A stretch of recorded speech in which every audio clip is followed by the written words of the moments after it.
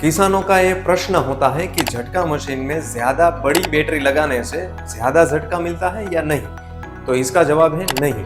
अगर बैटरी बड़ी है तो झटका ज्यादा नहीं मिलता है, लेकिन बैकअप ज्यादा मिलता है। कैसे?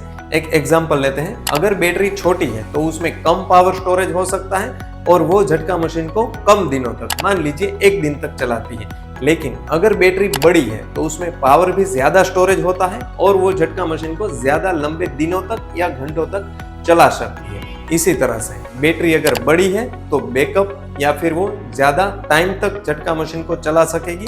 अगर बैटरी छोटी है तो वो कम समय तक झटका मशीन को चला पाएगी। लेकिन बैटरी का वोल्टेज जिस तरह से कम हो जाता है, यानी कि बैटरी जिस तरह से मशीन को चलाते चलाते डिस्चार्ज हो जाती है, उस हिसाब से झटका मशीन का जो झटका है वो धीरे धीरे स्लो होना या फिर धीमा होना शुरू हो जाता है। तो कहने का मतलब, इसका तारण या कंक्लूजन यही है कि छोटी बैटरी कम समय तक झटका मशीन को चला पाएगी, बड़ी बैटरी ज्यादा समय तक झटका मशीन को चला पाएगी।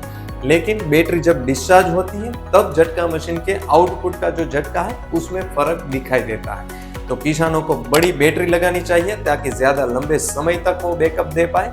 अगर छोटी बैटरी लगाई तो भी कोई चिंता की बात नहीं है, लेकिन कम धूप या बादल की सिचुएशन में उसको हो सकता है कभी कभार चार्जर से चार्ज करना पड़े। जबकि अगर बड़ी बैटरी है तो ये सिचुएशन ज्यादातर नहीं आती है, क्योंकि 3-4 दिनों में तो बादल हट जाएंगे, धूप सोलर पैनल को मिलेगी और बैटरी वापस से चार्ज होना शुरू हो जाएगी।